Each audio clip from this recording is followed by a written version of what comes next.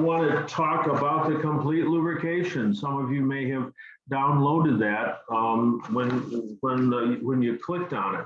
So the factory had in the factory owner's handbooks, depending on the year that you bought it, there were services, and they were given letter designations: the A service, the B service, the C service.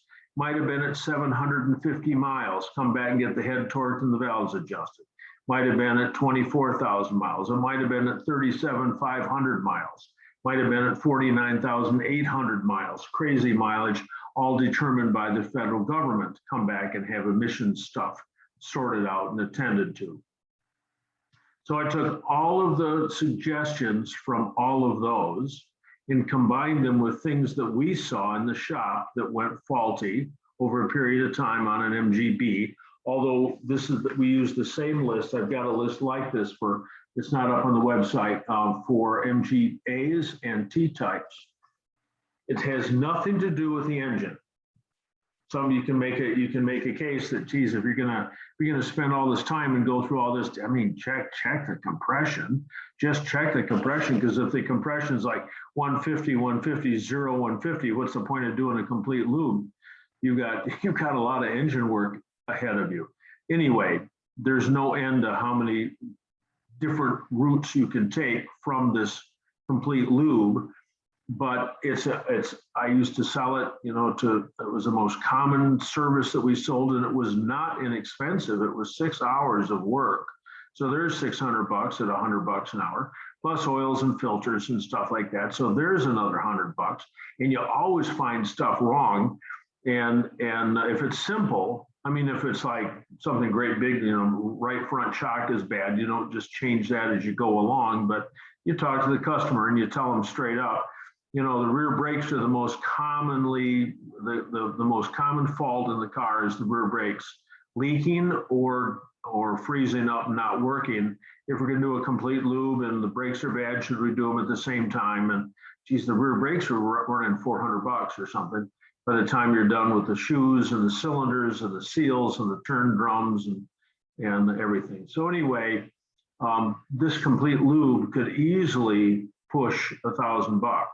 I just talked to a guy today, called me, hey, I want to bring my car in. I said, oh, too bad I don't have a shop anymore, but I turned him over to Mike and Forrest at Rusty Moose Garage and told him about the complete lubrication, because you can't get this.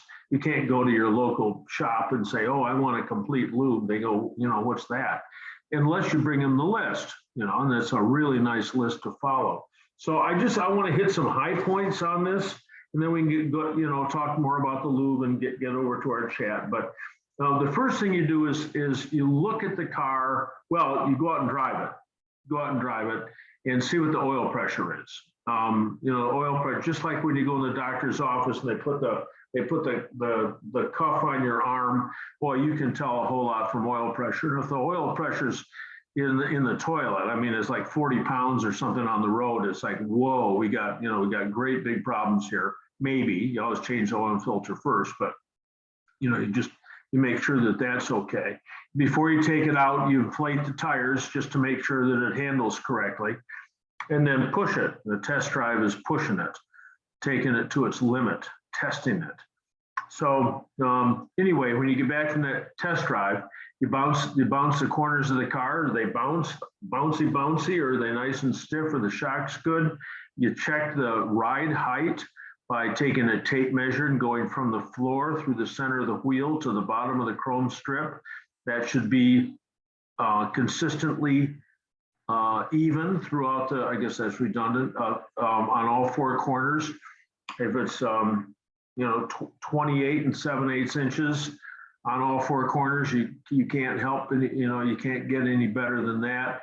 Where do you allow it to, where do you start worrying about how much is worn and so forth? Usually what happens in the springs is the left rear, at least on left-hand drive cars, the left rear leaf spring fails, and so that begins to sag, and the car goes up on an angle. There's an axle from the left front to the right rear, And so when the left rear fails and falls, then the right front comes up. Sometimes you look at the car and you go, oh, geez, the right front's sitting high.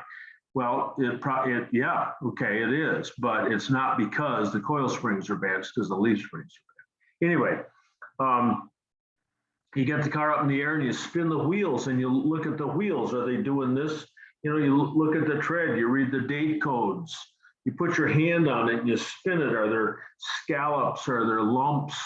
I mean, if there's lumps on the wheel, you can put 2 pounds of lead weight on it. You can't get rid of a lump. It's always going to shake, stuff like that.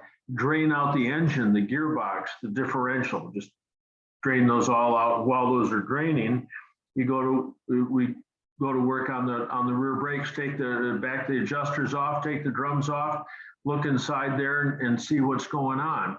Usually you can tell by using a big screwdriver, pushing the shoes back and forth if the cylinders are working. If you're not exactly sure how to do that, you got another person available. You can always take one person off, take one drum off at a time, put the person inside the car and have them gently, not jam on it like it's emergency stop, gently push down on the brakes and just see if both the pistons are moving, you know, at the rear, or in the case of a T-type or an MGA, the single cylinder, is it moving?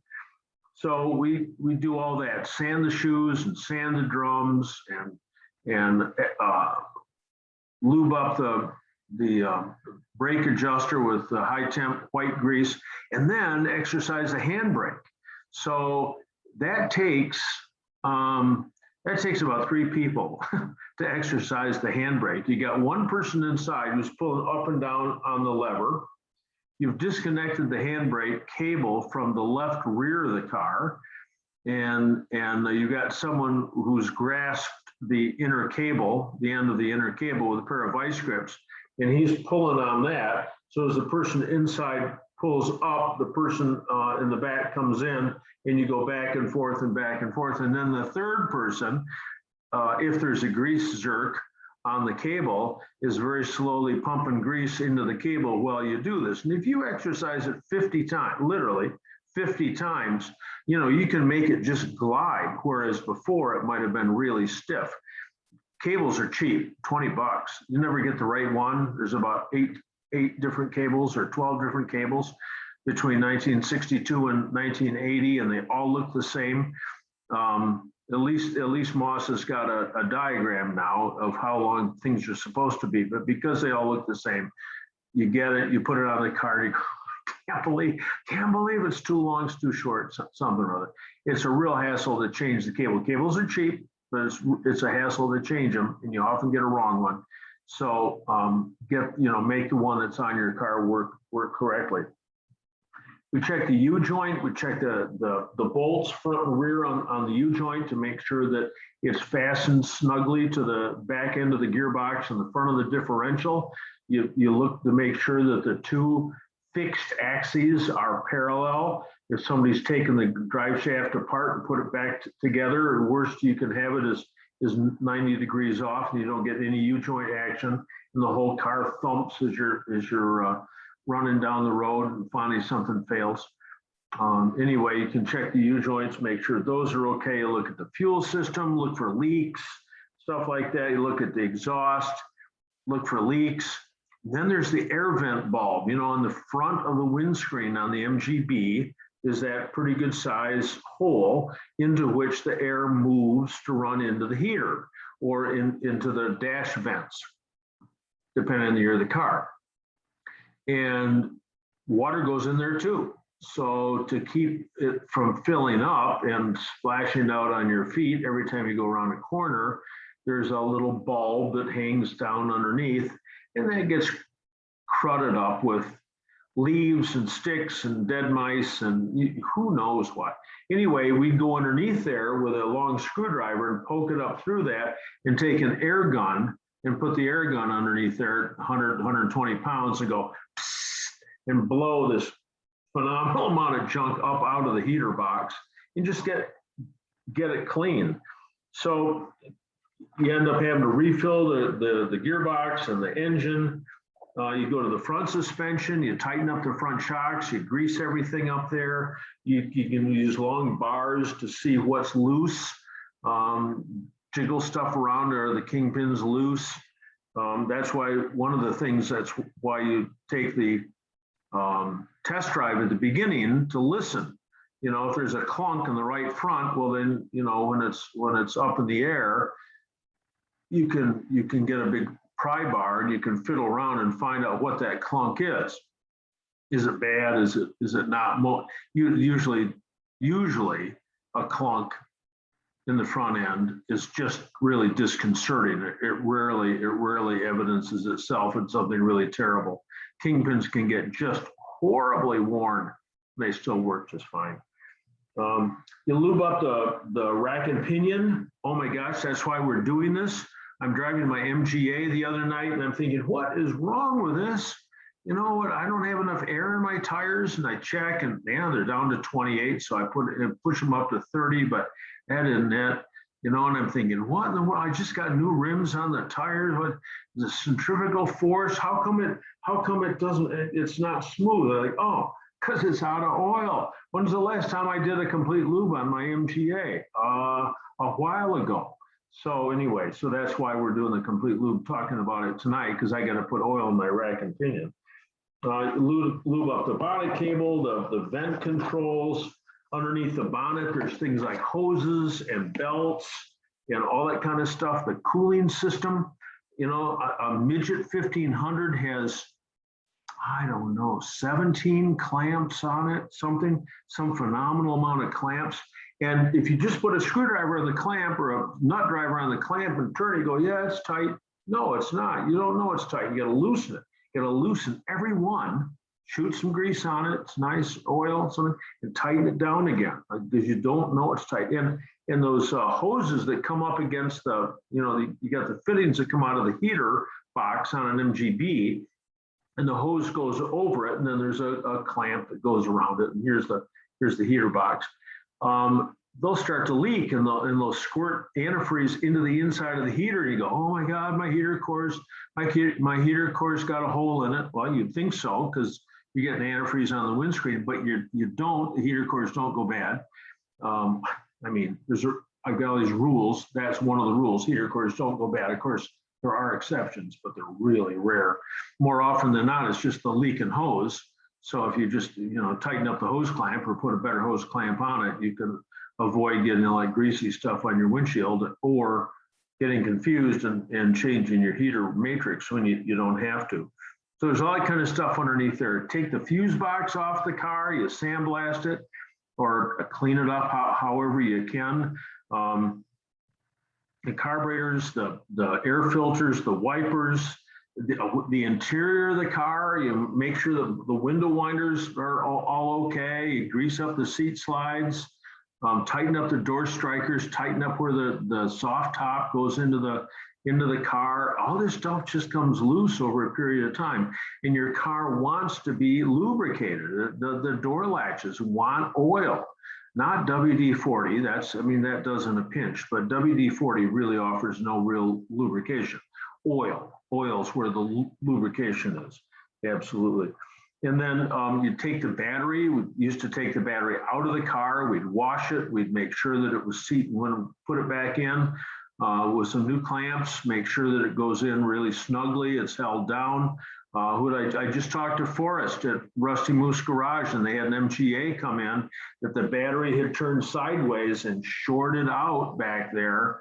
There's a lot of energy. It's a lot of 3,000 BTUs in a battery, and that'll incinerate. It'll catch the car on fire. Creepy stuff. Top off the rear shocks, because that's where you are back there with the rear shocks.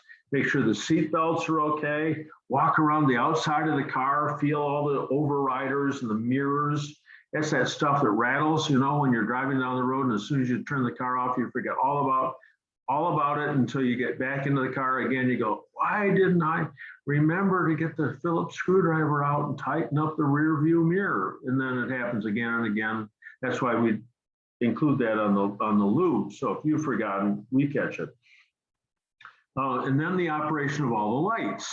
So, you know, you turn on all the lights, and you stand at the front, you stand at the rear, and you have somebody press on on the brakes, and you try the left turn and the right turn and the reverse lights and everything, just to make sure all the lights are working. Because you don't know that you don't have brake lights until the guy drives up beside you and lays on his horn and gives you the Hawaiian love sign.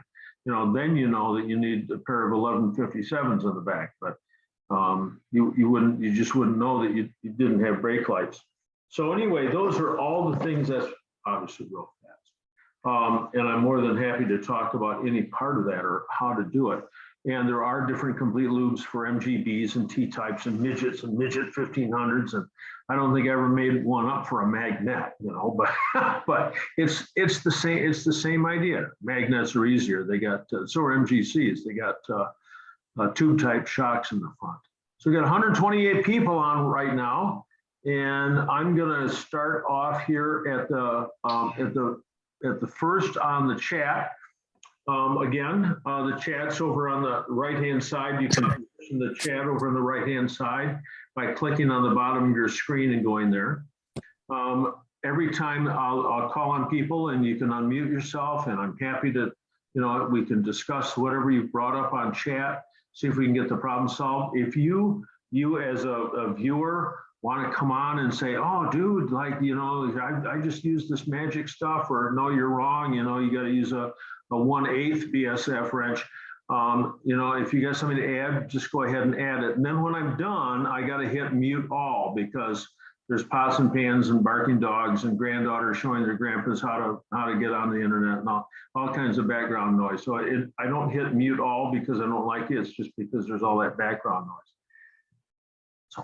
Oh, and if you're on mute and you hit your space bar, you can continue talking until you let go of your space bar, which is a whole lot easier than taking your cursor, or worse, if you don't have a mouse, down to the bottom of the screen and trying to unmute yourself and all that kind of stuff. So Nuno DaCosta, MGC GT. First one up here, John, thanks for doing this. Any chance you have a source for the seals that seal the speedo glass to the body and the bezel to the glass? 65 midget. Those are great big O-rings. I'm surprised that doesn't Moss offer the ones that go between the instruments and the dash, and the ones and on the inside it was rubber. But quite frankly, you can just get some glass glazing compound. You don't want to use glue or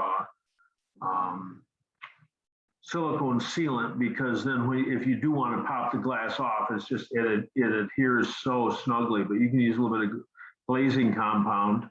But I think those big O-rings are available for Moss. Speaking of instruments, Neisinger Instruments, my go-to place on the East Coast, got flooded in that last flood. And I haven't talked to Peter, who owns it, runs it, but the last I heard is he was struggling with whether they were even going to reopen, because the amount of loss they suffered was so great. So anyway, there's the West Coast, West Valley Instruments, Morris. He and Margaret started MoMA in Albuquerque. That's still there. Margaret's passed away, but Morris is in West Valley Instruments, San Francisco, Los Angeles, someplace in California. So anyway, Nuno, are you there? Were you successful in unmuting yourself, or did I talk too much? Or probably talked too much. I am unmuted, John. Hey, all right. And, first off, thank you again for doing this. Yeah, you're welcome. So, but those instruments are the same size as B instruments. So I would think you can probably get those O-rings, but they go between the instruments and the dash. I've got those. I'm actually looking for the O-rings that fit in the body of the instrument. Yeah. The glass on, yeah, and between the glass and the bezel, because apparently they're specialty. They are. Use glass glazing compound. Go to the hardware store. DAP, I think. I was just glazing some windows the other day. Okay. Use some window glazing compound, and then when you want to take the glass back out again later, it'll come out, and it'll keep it from rattling.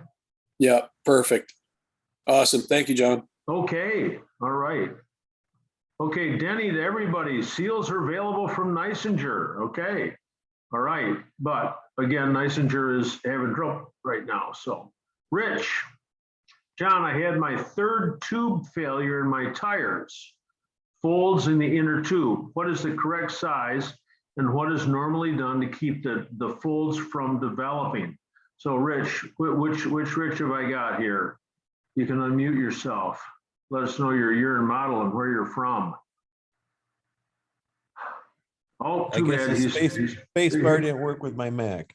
Rich Hey, Caldwell. all right. Okay, Rich Caldwell, you're having trouble with those?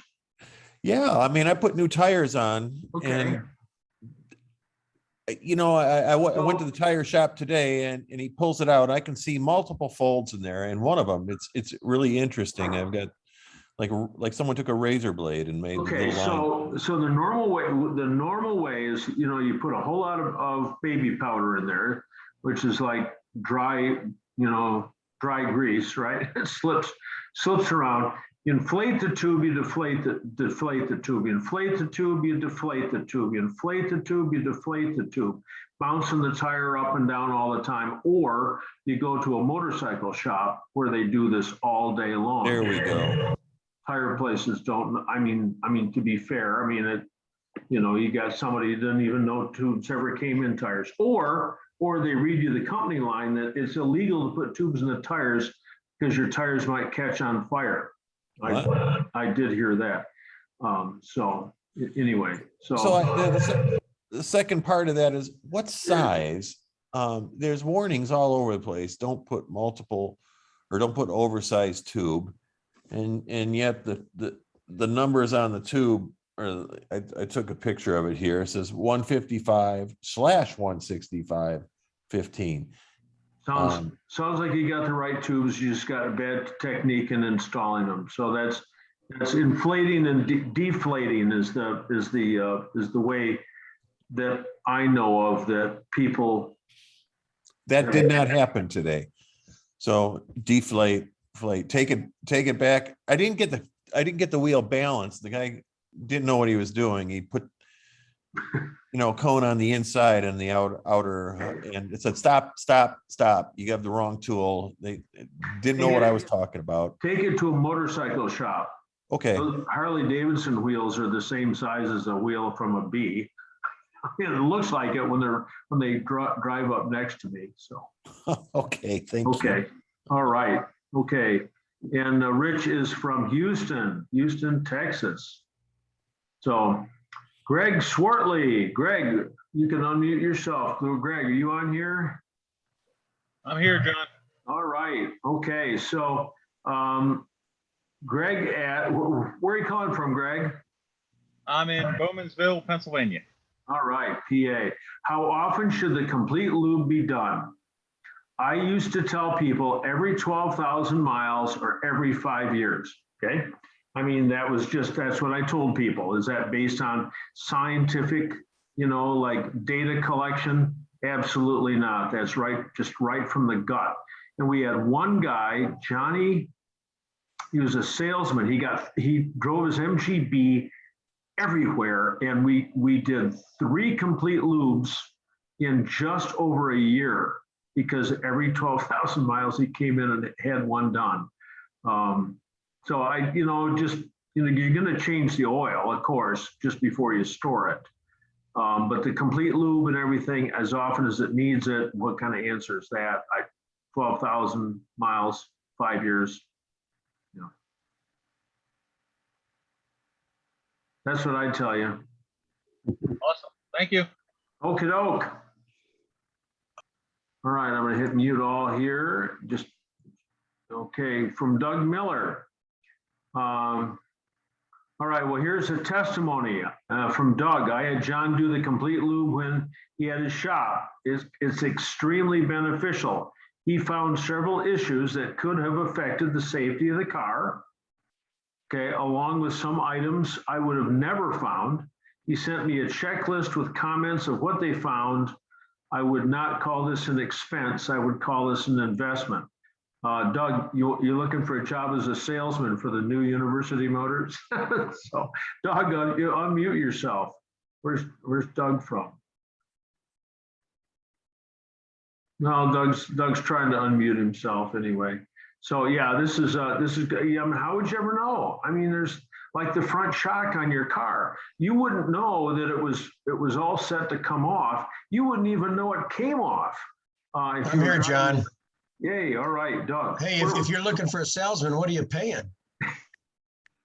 Yeah, this is not a heavily profitable business. Like, you have to do it. You have to do it because you love it. Yes, I understand. Where are you calling from? Holland, Ohio. Okay.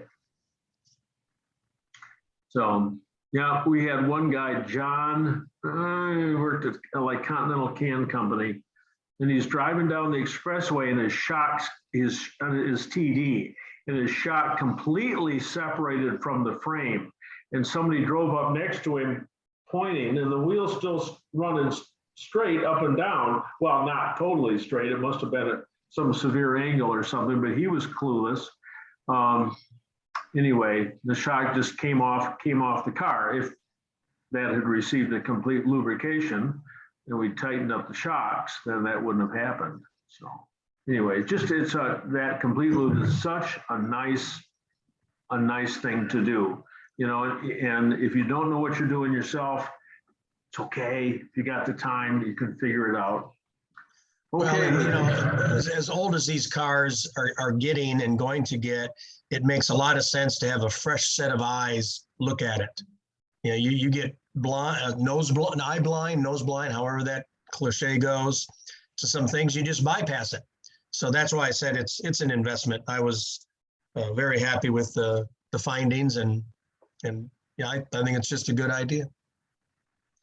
How would you ever know that the bottom hose clamp was rusted through? You never look at it, and then it, you know, blows off while you're on the expressway, and you don't notice it until the engine starts making a weird noise. Look at your gauges, and all of a sudden the temp gauge is buried on hot, and yeah, stuff like that. Just it's supposed to. It's not assurance that you're going to get there. It's not even insurance. It's just reasonable precaution.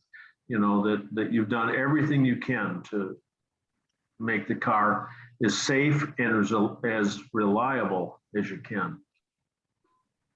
So Eli, you can unmute yourself. Doug, where, oh, you're from Holland, Ohio, right? Eli, asks where can you watch some of the past Zoom meetings? And some of them, not all of them, some of them are on YouTube. So Eli, where are you? Are you on tonight? Yep, I'm here. First, thank you very much for all that you're doing. Great help. And well, I'm glad that you point me to the right place, because like I said, sometimes I miss some time and I would like to watch over. So I will give it a try. Wonderful. Where are you calling from? Outside Philadelphia. Okay. Drexel Hills. Can you afford to live in Drexel Hills? It's 5 minutes for me. Okay. Very cool. Very cool. Anyway, yeah, I mean to put these all up on YouTube, and I got them all up through maybe a month ago, maybe, or something. But they do go up in fits and starts. So I'll check it out. Thank you again. Hey, thank you. And now we got Rob Brackett. I even know where Rob Brackett is from. Rob Brackett did a complete lube. John did a complete lube on my 60 Bug Eye after it sat for 25 years and brought it back to life. So Rob Brackett, where are you? Are you on here? Oh, I'm here, John. Hey, all right. How you doing? Pretty good. Yep, nice. Yeah, good to see you again. Pleasure. Yep. So anyway, Rob, we were coming back from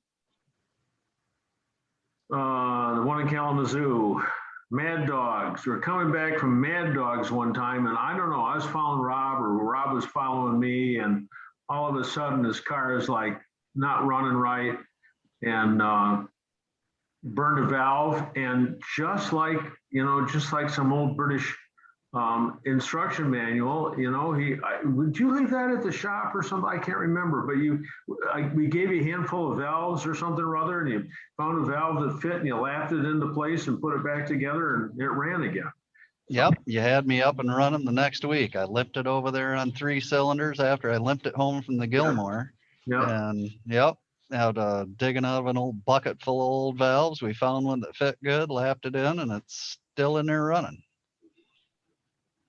So you can go for the $500 valve job, and I would tell you to do that, of course, but you don't have to. You can fix these things on the run. So yeah. Hey, thanks a lot. And Rob, where are you from? Grand Rapids. All right. Okay. Great. Okay, we got Peter McCarthy. Recommendations for types of lube. So Peter, can you unmute yourself? Yeah, sorry, I hit the return key before I finished the question. The one couple down, I asked for engine, gearbox, rear end, steering Okay. rack. Is there a list somewhere that you would refer to for modern lubes, what's available for these cars and what we should be using? I think that was in my notes from like the last seminar or the last one before that, or maybe the last 6 of them all together. I'll again state them, and then I've got to write the list down. Speaking of hitting return, I listened to NPR in the morning, and they were 100. It couldn't have been 100 years ago today. It wasn't 200 years either. But on this day in history, some guy brought forth an automatic return on a typewriter. Oh, it's like, hey, typewriters, you don't even see them. Specific lubes. Okay, the engine. All of our cars take a high zinc 2050. So my go-to is Valvoline VR1, Victor Romeo 1, probably Valvoline Racing. I don't know what VR stands for, but probably that. Any oil with high zinc 2050 is great. It can be synthetic, it can be oil they sucked out of the ground, doesn't make any difference. What does make a difference is it's 2050 and it is high zinc. Then in the rack and pinion, the carburetors, the non-MG A and B gearboxes, and the differential used to use 80-90 hypoid. Well, it isn't sold like that anymore. It's sold as gear lube, GL4 or GL5. There were all kinds of warnings on the web. Don't use GL4 because it chews up the brass, and unless somebody told me that you can't get GL4 anymore. It's all GL5. So you got to use what's out there. I don't have a better recommendation. Somebody's probably made me one, but I can't remember. So anyway, that's 80-90 in the rack and pinion, in the carburetors, in the T-type and midget 1500 gearboxes, and in all the differentials. And then in the MG A and MGB and the BMC 1275 gearboxes, everything from a bug eye up through 74, those gearboxes all take, the workshop manual calls for engine oil, but don't waste the high zinc oil in the gearbox. You don't need it there. And John Esposito at Quantum Mechanics says, oh my God, you got to use 30-weight non-detergent. So those are the two options: engine oil, 2050, or 30-weight non-detergent. Two different types of oils. Better to have any oil than no oil. And then it's better to have the right oil than the incorrect oil. But I can tell you from doing complete lubes for all those years, for 45 years, that we drained out everything from 90-weight and MGB gearboxes to automatic transmission fluid, just all kinds of stuff. And as long as you got oil in there, it's okay. The midget 1275 gearboxes are supposed to take engine oil, but a lot of them are pretty noisy, and sometimes you can quiet them up a little bit with 90-weight. So that's it. We used to use ATF in the carburetors. You don't recommend that? No, no. The Volvo workshop manuals and the Volvo driver's handbooks, they use ATF, but I mean, until global warming, it used to get pretty cold up there. So I tell people that about that, just a quick explanation is you've got a damper that goes inside a dash pot. And at the bottom of that damper is a little brass valve. It's a one-way valve. So what you've got in your carburetor is a shock absorber. And it restricts the upward motion of the air piston, but lets it fall freely. All carburetors need an accelerator pump. You have to dump all this extra gasoline in right at acceleration. We don't have an accelerator pump.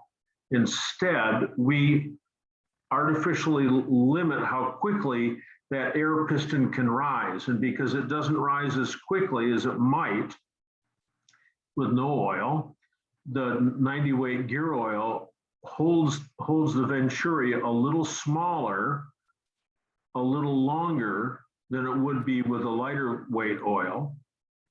And during that time, then the vacuum at the jet is a whole lot greater than it would be normally. So it sucks out more gasoline than it would normally, and that's our accelerator pump. Now, how many times has the air piston gone up and down on that damper, that AUC 8113 damper? Has it gone, since the car was new, has it gone up and down 30 times, 300 times, 3,000, 30,000, 300,000, 3 million? It's gone up and down a lot. And every time it goes up and down, the steel abrates just a little bit, and the hole in the dash pot gets bigger. Cheap trick to account for wear is just to put some thicker oil in there. Now, some of the guys will say, oh my gosh, but 90 weight gear oil is the same viscosity as 2050 oil. No, it's not. Look at it, feel it, watch it drip. It's not. It may be in some maybe at certain temperatures or something or other, it acts the same, but it's thicker oil. So I like to have thick oil, put it in especially Stromberg carburetors, put it in the carburetors. If you don't like it, pour it out, put something else in, you know, but I always put in thick oil, thick 90 weight. So Peter, that's the answer. But it was a long answer. So, and I should have it written down. Thank you, that was great. Yeah, Judd, I know my TD steering rack needs oil. What's the easiest way to put 90 weight into it? Through the Zerk fitting? Judd, you know this, there's no easy way to put oil in a TD rack. So a TD rack has, looks like a grease fitting right in the front. How handy is that? So you take it, to somebody that doesn't know the cars, and it's a grease fitting. Put a grease, put the grease gun on it and pump, pump, pump, pump, pump, pump, pump, pump. And pretty soon you get a whole lot of grease inside the rack and pinion. And now it's really sluggish because it's not supposed to have grease in it. It's supposed to have 90 weight gear oil. So there is a gun that if you're ready to smell like 90 weight for 2 days, you can fill up the gun and roll it and squeeze it in through the fitting. But so what we did at the shop is a 7/8 BSF cap, maybe on that rack and pinion. It's a pretty good size nut up there. And right underneath the radiator, that's the damper that goes on top of the rack, on top of the pinion in the rack and pinion housing. And you unscrew that, dicey, difficult to reach. Unscrew that, drool the 90 weight in there as your associate turns the wheel lock to lock to lock until as much oil barfs out as you've been putting in. No point going any farther than that. You can get too much oil in there. And then while that shim assembly is off, you remove the thinnest shim and put it back together, because all that stuff in the rack and pinion wears. So to account for the wear, you remove a shim. Now, we used to do this so much, and we'd have so many cars through with so many complete lubes, we'd get down to a shim that was maybe 10 thousandths thick. And you take that out, oops, you couldn't turn the steering wheel, or it was, you know, like really tight. Well, duh, you got to put a shim back in then. Shims are not all the same size, they're selectively sized, but over a period of time, the rack and pinion wears. And to account for that wear, you pull out a shim when you put that shim back on, whether it's on a T-type or an A, which is around a bolt, which holds a spring and a brass damper, or on the MGB, which has got an elliptical plate on it. And the shims are pretty good size on those, but again, you take off the thinnest one. Thanks. That's how I do it. Shims. It's messy. So Rob, how do you top off the rear shocks on a 1275 midget? With extreme difficulty, that's how. So I don't have my oil can here, but we had an oil can, you know, with a spout on it. At the end of the spout was like a 4 or 5 inch piece of rubber hose. And on the end of the rubber hose was a little piece of copper tubing. And you could get the nuts off all those shocks, but I'm just trying to remember on that 1275, you might actually have to drop the shocks down to fill those up. Now that I'm talking about it, one of them runs really close. I want to say that we probably didn't take the shocks off to fill them, but again, you got to make sure it's real clean, because when you take the filler out of those, you don't want to have any rust or dirt or road debris or anything fall inside the unit. And then you can fill them up. And the shocks require shock oil, which is a hydraulic oil with a seal sweller and an anti-foaming agent. Used to be Castrol sold shock all, SHOCKOL, I think. And when the last Castrol dealer went out of business here in Grand Rapids, they called us up and said, hey, we got a couple, not pallets, but a couple great big boxes of shock oil here. You know, you want to buy it? I said, sure. And I took some of that and sent it to a guy in Ohio who had an oil company, and they duplicated it.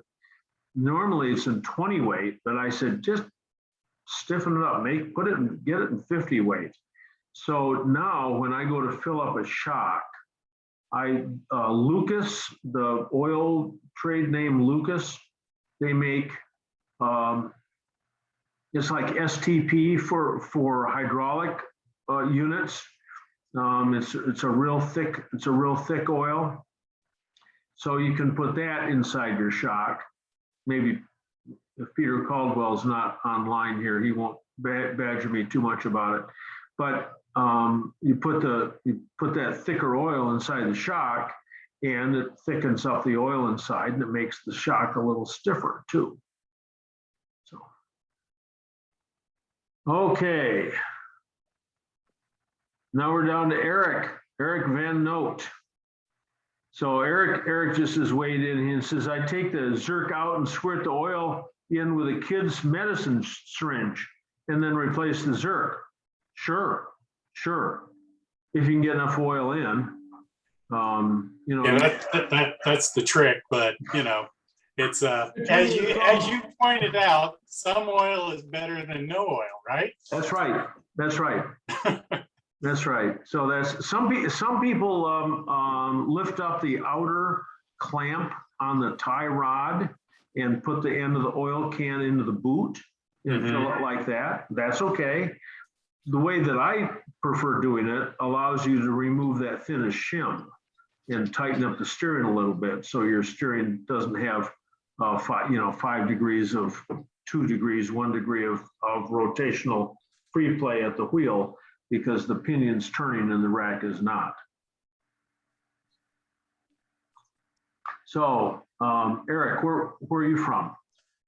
I'm in Round Rock, Texas, just outside of Austin. Okay, all right. Rob N, to everyone, I have a clunk when I put on the brakes. I have new calipers, new rotors, and new pads. that squeal. Okay, so Rob N, you got to unmute yourself. We'll go Yeah. for this. Yeah, Yep. okay. Hi, John. I've unmuted myself. Yeah, okay, all right. Where are you calling from? Vancouver, BC, Canada. Okay, and what year and model do you have? 1972 GT And do you have wire wheels or disc wheels? disc. Okay, so can you tell pretty much that clunk's coming from the front end? Yeah, it sounds like it's coming from the front end, and I'm wondering whether or not it's the pad between, you know, the front assembly and the frame. There's a little pad in there, and Yeah, I'm wondering if that's worn out and it's rocking back and forth. I don't, okay, so I can't there's, think of any other reason. okay, so there's a couple places here where it might do it. Does it clunk right when you touch the brakes?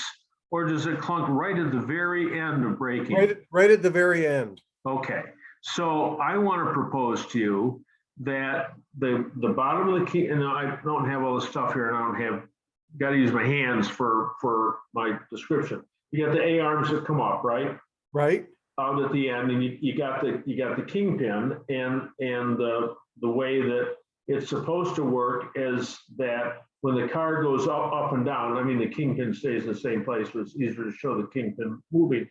There's some Right. rotation as that A arm moves, right? Yeah. So that means that the kingpin between the end of the A arms has fore and aft movement. Oh, okay. Over a period of time, that just bangs out so that there's more movement there than there should be. So I think if you look in the workshop manual, they're looking for like 10 thousandths end float. Okay. You get up to 100 thousandths end float, and then you put on the brakes. The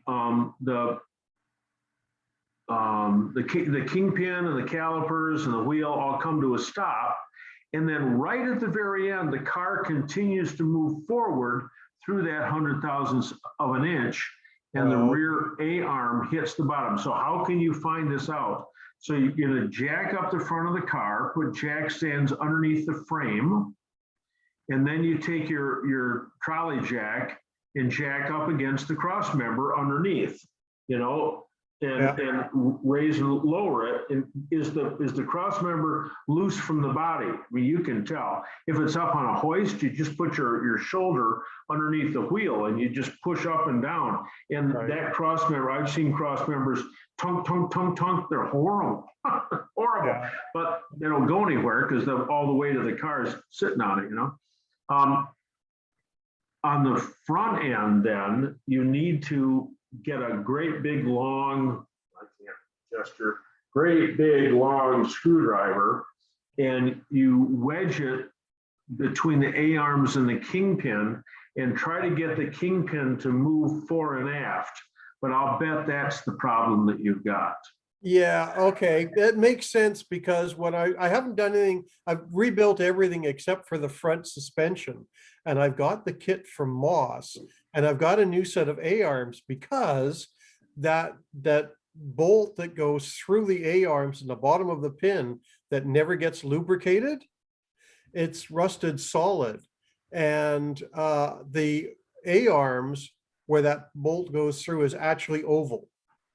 Yep, slotted. Yep. Yeah, it's slotted. So I knew I needed that. So I'd already bought a new set of A-arms, and I bought the whole rebuild kit from Moss, which is sometimes getting that distance piece out of the bottom of the kingpin, if you're going to try that, is just a bugger. Oh yeah, it is.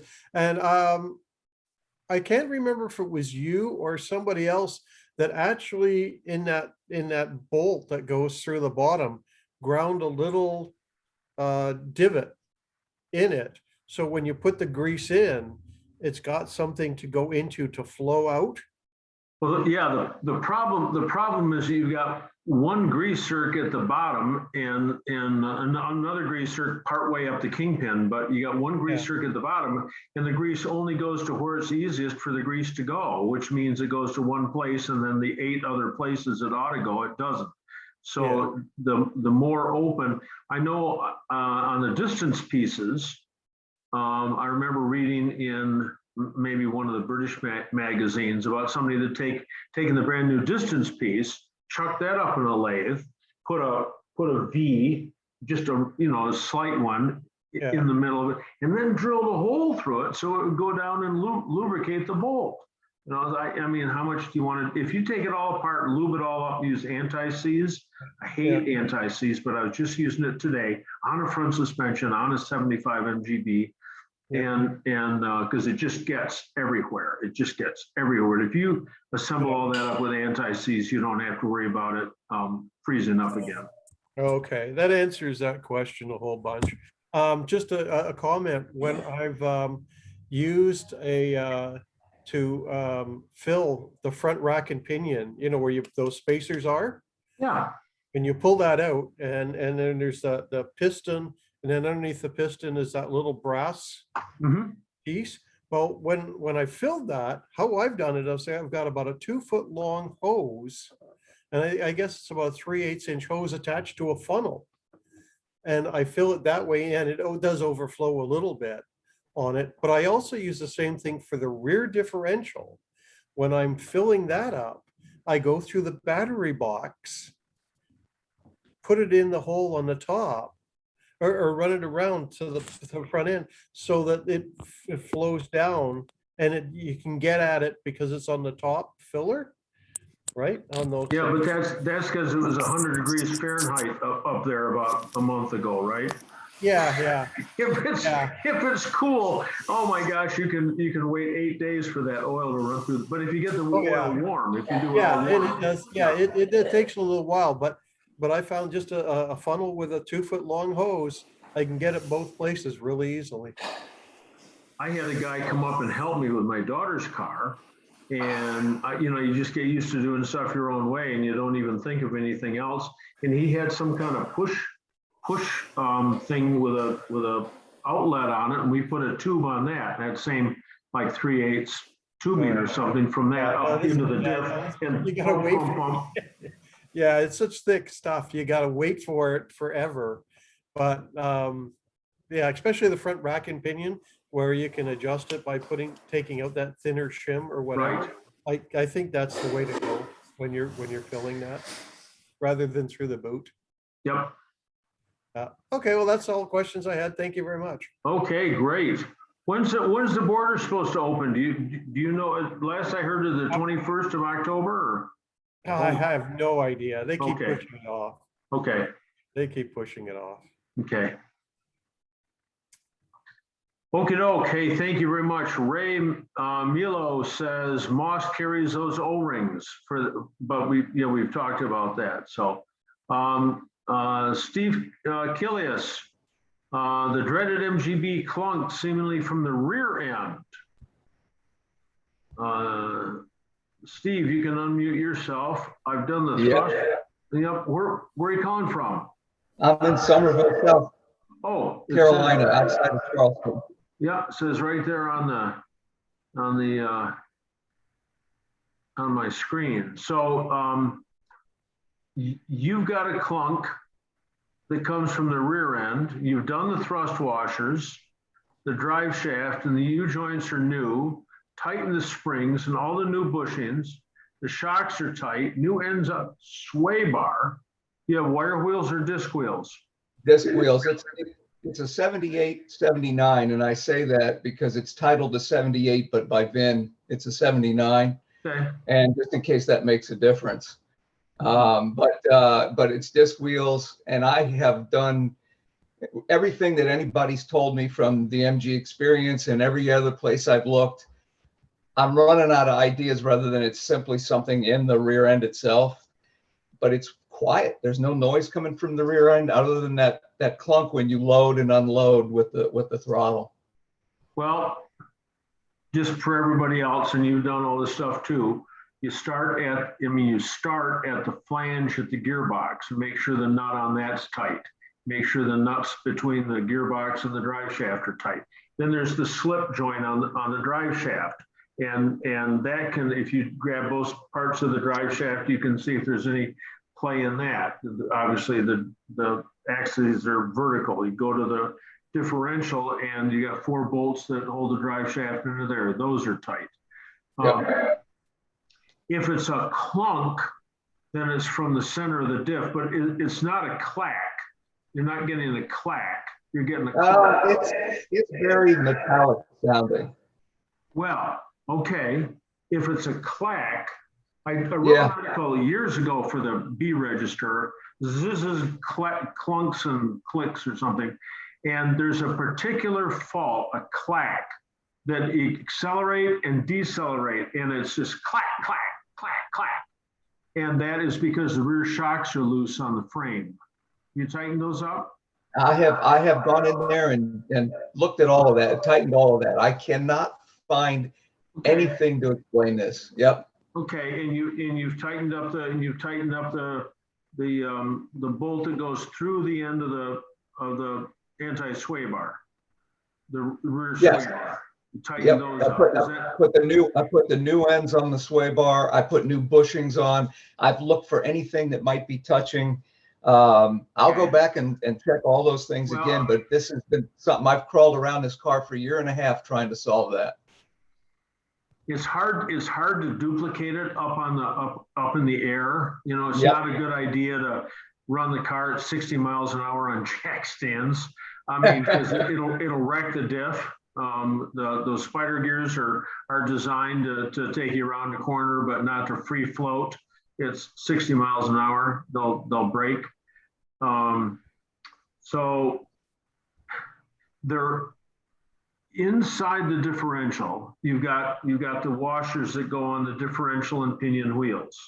The ones that go on the pinion wheels are the hemispherical washers, and those are copper. Yep. Then you got the ones that go on the differential wheels, and those are phenolic, plastic. Yeah, kind of a fiber. Right.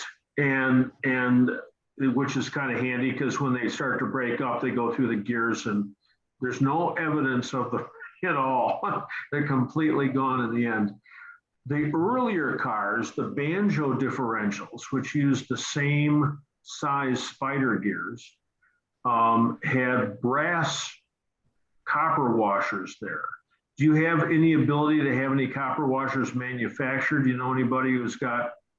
I don't know anybody, but I'm sure I could find a fabricator or something. I would almost tell you to make those. I talked to one of the guys at Moss a long time ago, and I said, there's all that wear back there, and if you just make the shim stock a little thicker, you can get rid of all that clunking. And he goes, so give us the specs, and we'll put it in the catalog. Well, I never did. And it would be better to make the hemispherical washers a little thicker than the side gears. But that said, if you could figure out if how much play you've got on either side by measuring both sides at the same time, then you could estimate how thick the copper ought to be for copper washers back there. Is there any harm in doubling up those fiber washers? They don't fit. You can't. Oh, It sounds like a good idea, although I'd tear them up because all you need is just a little bit of scoring on either the gear or the housing, and it's going to tear those things up. Yeah. I can live with the clunk rather than tear it up. The clunk is just bothersome. It doesn't hurt anything. It's just like the clunk in the front end that the gentleman from Vancouver was talking about right at the end of braking. It doesn't hurt anything. It'll stay like that forever, but it just drives you crazy. It just drives you crazy. I did those front number pads. I think that's probably it, since it's not the rest of it. I had one gal, she had a midget 1500, and she called me up one time and she said, John, she said, my car's making it sound like a chicken. I said, Wendy, I'm game. Bring it down. She had a russet brown, like 78 midget. And we went around the block, and every time we'd hit a bump, the rear shock link was faulty, and it went clock, clock. Cluck, cluck. So I've been able, I can listen to those myself if I'm in the car. You can't make a tape recording of it. And I can tell you right away what's going on. So, and obviously your hubs to your half shafts are tight. Those 1 5/16 nuts out on the end, you got those hammered real tight. Because you, I know the one side is because that's the side I took apart to do the washer, and I'm getting ready to check the other side. And I'm going to look back at the shocks. I did change one of the down links, but not the other one, and maybe I got a problem there. So I don't think it would evidence it would make a noise, but it would be when you went over bumps.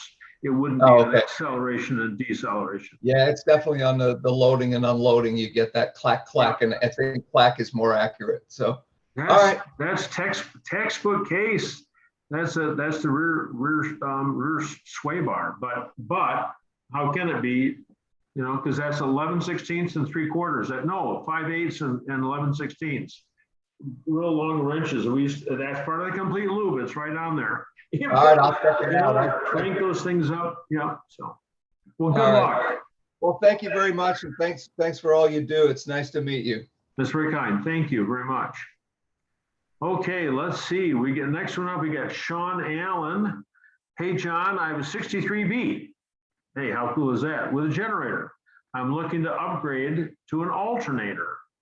Any firsthand experience to share when deciding on how to fit it, how to do what? You know, first of all, I just keep the generator on there. I mean, there's nothing wrong with a generator. Now, are you on here, Sean? Yep. Hey. Okay. All right. So do you have like some, exotic 100 amp boom box thing inside the car? Or you just? Nope, not at all. Just run the generator. I've just saved you, like 200, 300 bucks. Just run the generator. I've got a 62 MGA. I run it. Didn't run it today. Probably run it tomorrow. Ran it Sunday. I run it at round town. I run it at 90 miles an hour, and it works just great until it doesn't. And then you get the generator rebuilt, and you put another one on. But it works just fine. If you're keen on doing this, you can get a Lucas alternator, and you don't need any change in mounting at all. It goes right into where you are. You have to account for positioning and use bolts and maybe a piece of a pipe or something for a spacer on the rear mount, where it goes up against the engine, the axle. Not one long bolt, but two individual smaller bolts. And then depending on what type of alternator you have, what type of Lucas alternator, you got to go into the control box and do some wiring up there so that the ignition warning light still works, and so it charges okay. If you want to have it look original, then you got to rip the guts out of the box and make internal soldered connections inside. But if you don't care what it looks like inside the box, then you take your A and A1 wires, which are your brown and brown with blue wires, and make them common. And then there's a wire that goes down to the generator, which is brown with yellow. Nope, not on yours. It's yellow with green. And that's your indicator lamp. And you just pull those two wires off the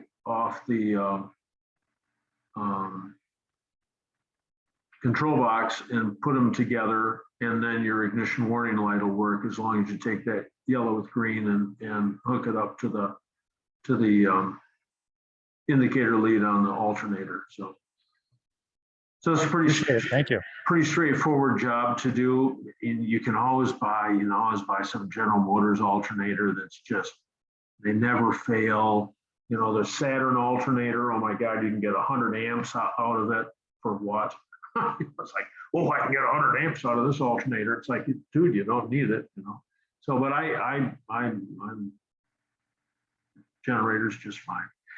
You could carry another one with you, all wrapped up in bubble wrap in the back, all set to go. Some of them have spades and some of them have studs, so you want to make sure you got one that's the same, or some way to change the wiring real fast if you have to change it. Nope, I like that approach much better. Thank you. We won World War II with a lot of generators, so. John, Yes, can I ask you one other question about that? yeah, I had an experience with the 100 amp Saturn alternator. I guess they call it the CS 130, and I had belt squealing problems. This is on my my magnet, and it seems somebody told me that the 100 amp version draws or drags on the belt a lot heavier than say a 43 or a 60 or whatever. So I switched to a 60 amp alternator and it cured the problem. I'm just wondering if I'm full of it or if I just got lucky, or maybe I tightened the belt tighter than the second time around, or is there really a difference? I'd go for the tightening the belt tighter the second time around, but if, I mean, the alternator is only going to put out as much energy as it has to recharge the battery. Right. So if the battery was in a severe state of discharge and it's a 100 amp alternator, all of a sudden the alternator goes, hey, dude, this is why I'm here, and starts putting out a huge amount of energy to the battery. That's going to put an extra load on the belt. So once you got through that and charged it all up, then when you put the next one on, it trickles it at a couple amps here and there when it has to, and that's why it wasn't squealing. Or you left the belt loose. Hard to say, but it's like those big alternators. I mean, they're neat and everything, but if they do begin to charge at some phenomenally high rate, that's beyond the current carrying capacity of the wiring in the car. Yeah. Why would why would it all of a sudden start charging at 100 amps? That doesn't even make any sense. But if it did, those little, well, they're not so little, but those brown wires that get pretty warm. Yeah, what I did on mine was to add an extra number 10 wire from the alternator to the yes, to the battery. Yeah, right. Yeah. So anyway, lots of ways to go at this. So thank you very much. Appreciate it. What do you hear? You're right next to the border, even though you don't have to cross it every day anymore. But what do you hear? When's the Canadian border going to open? I hear that we can go to Canada. I'm not sure how easy it is to get back, but that's another story. Go to Mexico. Yeah, you can do it, I guess. I haven't tried it myself yet. You have to get an app for your cell phone. It's called Arrive Can, and then I discovered when I was applying for mine that the Arrive Can app works only it's a single-use permit. You have to get, in addition to your evidence of a vaccination and all that sort of stuff, you have to have evidence of a COVID test within 72 hours. And on the application, you have to say when you're going to Canada, not only which date, but which hour. And about that time, I thought, oh, to heck with it. Yeah. So, it is possible, but oh my gosh. And I've talked to a couple of people who said it's fairly easy, but once you get onto it, you know what you're doing and stuff. Yeah. Just I know I've got tons of shipments here for Canadian friends that are sitting here waiting for somebody to either get them. I'm not going to take them over because I'd end up having to pay for all the duty and everything. They'd send you back to China too. Yeah. Yeah, right. Yeah, exactly. So, Alan, thank you so much. Oh, thank you.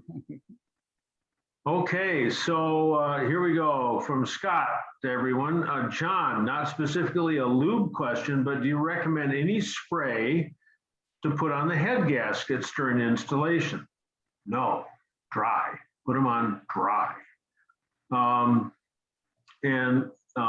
Anyway, Scott goes on to say that he's gone on the web and he's got many, and he's capitalized many, M-A-N-Y, in many differing opinions on the subject of head gaskets.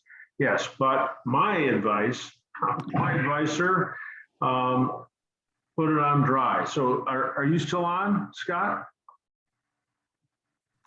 You're still on? Yep. Okay, all right. So what year and model do you have? 73B. Okay, yeah, just try. Yeah, you and I spoke the other day about this issue. I was driving and I said all of a sudden it seemed like the timing had gone out of whack or whatever. Well, it turns out it blew the head gasket between number 1 and number 2. Interesting. That So little that bridge means- in there just gone. Okay, so that means, of course, that for that amount of time that you were driving, that there's a certain amount of metal that's come off the head. That's Yeah. easy to get the head surfaced. There's a certain amount of metal that's come off the block. That's harder to deal with. Well, So, I checked it I bought a machinist straight edge and checked it, and I don't know how bad is bad, but it's 1.5 thousandths on the head and maybe the same on the deck. so what you can do, in the head, you can have it machined smooth. That's real easy. On the block, you can have them machined smooth too, but you gotta take the engine out of the car and take it all apart. Oh my gosh. So what you could do is take no more than 2 pieces of wire, maybe 1 inch long, 2 inches long, out of just some 16 gauge electrical wire, 2 pieces of wire, and twist them together. I mean, we're almost dealing with fairy hair here. I mean, this is really lightweight stuff. And then you want to get it as straight as you can, and you want to lay it on the head between the 1 and 2 cylinders. But to keep it in place, well, because after you put the head gasket on, how do you know where it is? So I put a tiny little dab of silicone sealant, some kind, front and rear on it, just to hold and stretch it out and hold it in place. And then once that sets up a little bit, then put the head gasket on. But no more than 2 pieces of wire. We used to do that along the right-hand side of the cylinder head to keep it from weeping until I figured out what was going on and why the cylinder heads wept. And then now we don't talk about that anymore. And then the last pay-in gaskets that came through actually had an extra ridge along the right-hand side to reduce the amount of weeping, because that's been an endemic problem since the cars are almost new. That's another whole issue too, is which gasket to use. Now I started off, I've got the Moss one here. I didn't have a pay-in or a Felpro, but it turns out I can get one. They appear to be in very short supply, but I bet that Moss gasket will be just fine. John? Yeah, George. I found that Moss sells a premium gasket that is spray coated with silicone on both sides. Okay. That will stop the weeping action, even though I just had my engine redone and I had the deck and the block planed flat, and I don't have that issue anymore, but they do make a better gasket. Moss sells. It's a little bit more money that I think will take care of a lot of that issues. they seem to only list 2. They list the pay-in gasket and then the one that comes in the $18 kit. Well, the pay-in is the gold standard. Say again? The pay-in is the gold standard. Yes, yeah. That was always the best gasket you could get. So it sounds like your advice would be to at least use that one. Use the pay-in. The Moss one will be okay, but yeah, if you got a little more time to spend and you don't mind buying the pan gasket, if they got it, I would get that. One thing that was interesting, there's the bad gasket and there's the blowout right there. Yeah. Right? Which, by the way, I find it amazing that this thing even runs with a little 1/4-inch bridge between those two cylinders anyway. But this gasket is metal, magnetic metal on one side. The other side was, I don't know, a lot of it adhered to the head. But the interesting thing is there was no compression seals at any of the waterways or oil gallery. Well, there's one oil gallery line, but whereas the new Moss one does. You know, all these holes along all these water jacket holes like this one. Right. These are just punched clean through the gasket material. Whereas this one, the new Moss one, has little, I'll call them donuts. Sure. Better word, compression donut. So that the one you got, the new one you got there is better than the old one. Yeah, I mean, in your other this hand. is probably 30 years old, this one, the old one. But what would have caused it to go? Just age? It was loose. It was loose. I mean, there's a lot of pressure in there, you know, when that gasoline lights up. And all you need to do is not have it clamped tightly enough. So when we do, maybe we'll talk about a complete lube at another session, but when not a lube, a tune-up, torquing the head and adjusting the valves, you know, that just makes sense to do a lot. You know, just torque the head and adjust the valves once every couple of years or so, and that makes sure that clamping force between the block and the head remains really incredibly high. John, do you have to back off the bolts when you retorque the head, or can you just put the torque wrench on it? And If you just put the torque wrench on it and pull, you're pulling against corrosion. You're pulling against, well, rust. That's a type of corrosion. So what I do is one nut at a time. You back it halfway up the stud, and then expect the stud to come with one or two of them. So you take the whole stud out, take the nut off the stud, put the stud back in the engine, and then put the nut back on the stud. Take one off at a time, oil it, and pull it down to 55 pounds, and go to the next one, back it off, oil it. Well, what about the ones under the valve cover? They already got oil on them. Just do the same thing with all of them, all 11, you know, on an MGB or an A, or all 9 on a midget. Loosen them up one at a time, not all at once. One at a time, oil it, pull it back down to 55. John, is it just the TD, or is it all of them, the A and the B, that you can't get to those inner? It's just the TD. But if you got a 3/8 British 3/8 drive socket, you can get there. But you can take the valve train off a TD. You know, you just got to bend the tabs back and get out your 5/16 and 3/8 BSF wrench and just spin the whole valve assembly off. I'm looking at, yeah. And you can get to those nuts with a 3/8 BSF with a 3/8 drive. I do on the TD. So just follow the workshop manual. It's a spiral pattern outwards, but what I've done, that's part of a tune-up. You just do it. You do it a lot. One comment to everybody: when you're putting the cylinder head back on the engine, on an A or a B or a midget, I'm not sure where the locating stud is on the midget. Maybe it's in the same spot. But get a chamfering tool and chamfer the underside of the head where the studs go through. You can lean into it. You can lean into it and chamfer it.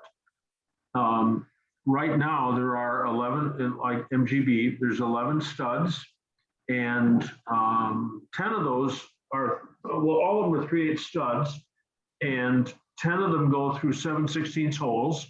It's pretty easy. But the one at the center on the right-hand side goes through a 3/8 hole. That's the locating stud. So the cylinder head can't move around too much. That's the locating stud. So you get this new gasket and you push it down over the studs, and you put the head gasket on and you start tightening it up. And the gasket starts off, this is an exaggerated view, starts off being pretty thick. And then as you squeeze it down, it goes down to a smaller size. Well, when it's getting smaller this way, it's expanding, it's going someplace. And in those 10 other stud holes in the cylinder head, the gasket can get up between the stud and the cylinder head.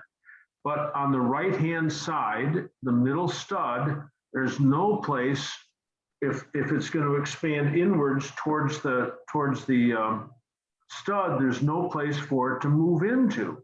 So it bunches up. So when you torque the head, you're bowing it. You're putting a bow on it because you're holding it high on that one stud in the middle. Not by much, but what, 10/1000ths of an inch? I don't know. That's the heads.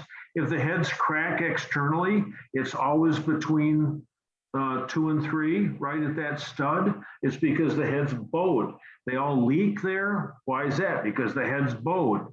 So chamfer the underside of the cylinder head so that the gasket has a place to move into, and then it won't leak.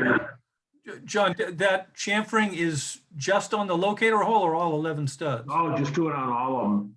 And I read somewhere about doing that on the deck as well. Those are already relieved, but if you choose to do so, sure. Just a little, just a. Yeah, you can. I mean, you can make a case for doing it on everything in the engine, because anywhere that's got a thread inside the engine, say the water pump, you tighten up the bolt and you get it real tight, and as the bolt's trying to go in, the threads are trying to come out.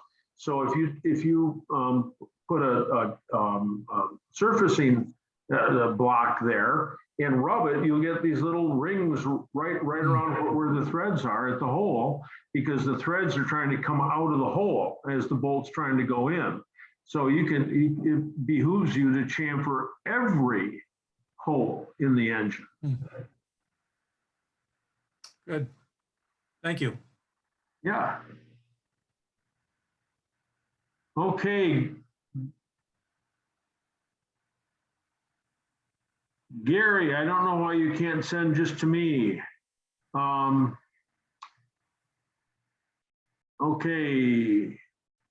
Oh, and Gary Greenspoon asked about the resistor for the overdrive, but I don't know. Oh my gosh, I apologize. I just don't know. I don't remember about the resistor. I'm bugged about. I'm reminded of that again. From Paul to everybody, thinking about carb needles. I've got a 77B with HIF. John? Yes, Gary. Yeah, I'm here. So yeah, last week you told me to email you, but then on a different caller you said you don't respond to emails. But I thought it doesn't. I'm not too concerned. It's just that there's probably a lot of people who want to know how to turn their OD off with the simple thing of a resistor. With that resistor. All right, I'm reminded. I'll jot it down and try to look that up, because a couple of people wrote me, and Gary, thank you very much for reminding me. Okay, no problems. Now, you mentioned, I've been running 2050 in my dashpot for like 25 years. Sure. You're now, pardon? You're now recommending something heavier. Can I just use a syringe and a needle to remove all my old oil? And what will I notice if I put something thicker in? The acceleration will be richer. You should have a better acceleration. You can instead of putting a syringe in, because pulling it, unless you got a pretty good size needle, it's real tough to pull the oil out of the dashpot.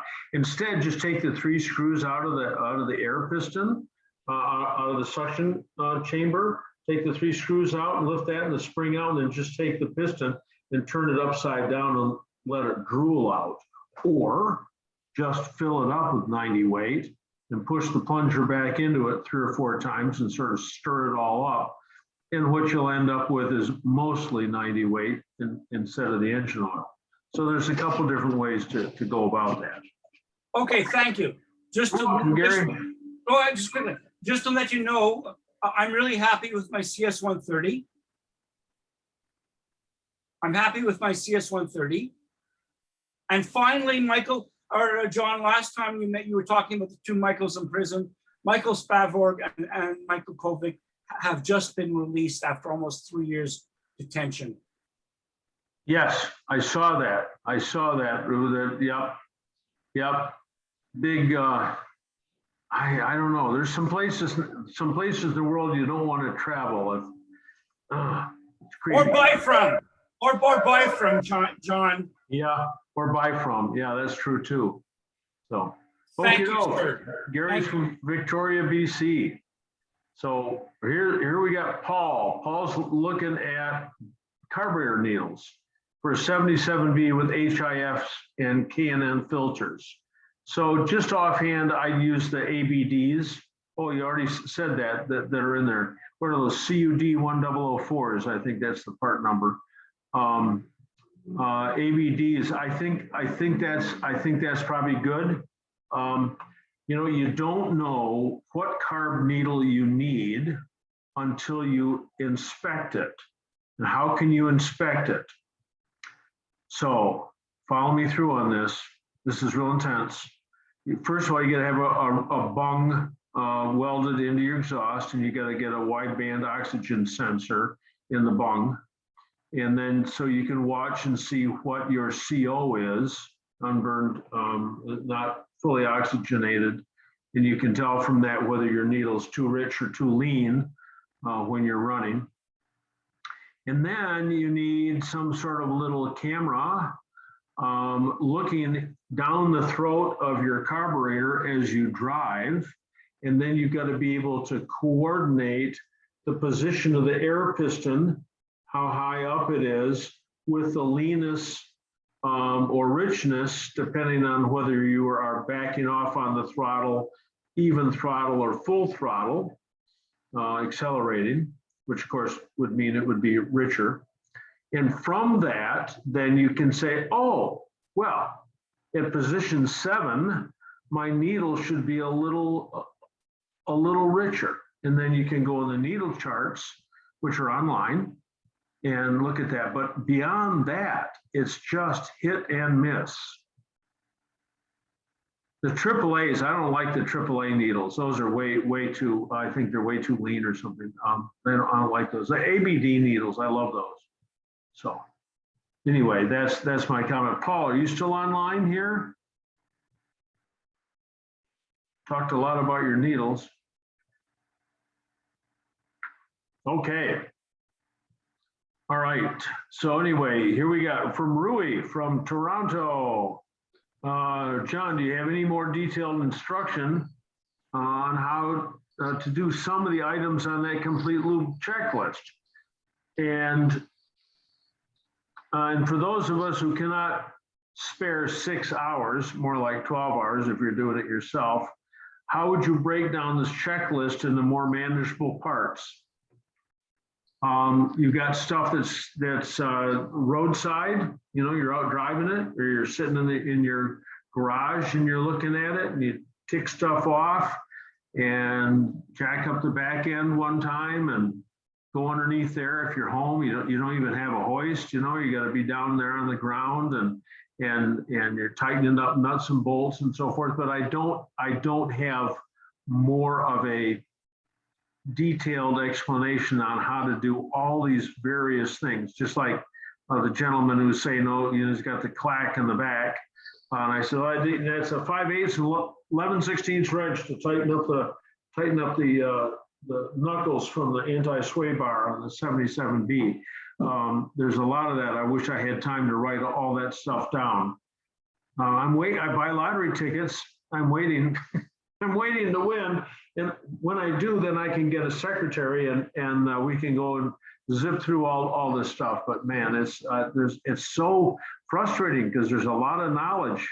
And not just with me, Barney Gaylord, I got some real interesting pictures from Solvang, California, about 4 or 5 years ago. There was an MGA meet there, and there's Cecilia from Scarborough Fair, Kelvin from Moss, myself, and Barney, and we're all in the same picture. And it's like, there's a lot of MGA knowledge here. Not everybody knows everything, and everyone knows some of the same stuff, but there's among the four of us, there's weird stuff that we know that nobody else knows. And it's like, how can you get all that written down? You can't. You just can't. It's very frustrating. So that's why you're here on the seminar. So anyway, Rui, I wish I had a better explanation. Are you still on? Yeah, I'm still here. Right. Okay. So I won't ask you about the Canadian deal because it's like everybody else is weighed in, so. Yeah, the U.S. I think the U.S. is going to open up the border for Canadians to go down there in November. Okay. Very nice. Yeah, well, the southern border is pretty open right now. So, yeah, that would be nice because I know there's a lot of Canadians that winter in Florida, Alabama, Texas, Georgia. I mean, any place, any place where it's warmer. Yeah, just in time for the snowbirds. And you can get to Dominican Republic with no problem. I mean, they're happy to have you fly in, but yeah. Okay, thanks, John. Okay, hey, thank you, Rui. Okay, from Preston to everybody. Preston is weighing in about oils, and he said he just bought some oil under the trade name of Stay Full, STAFUL. Who comes up with these trade names?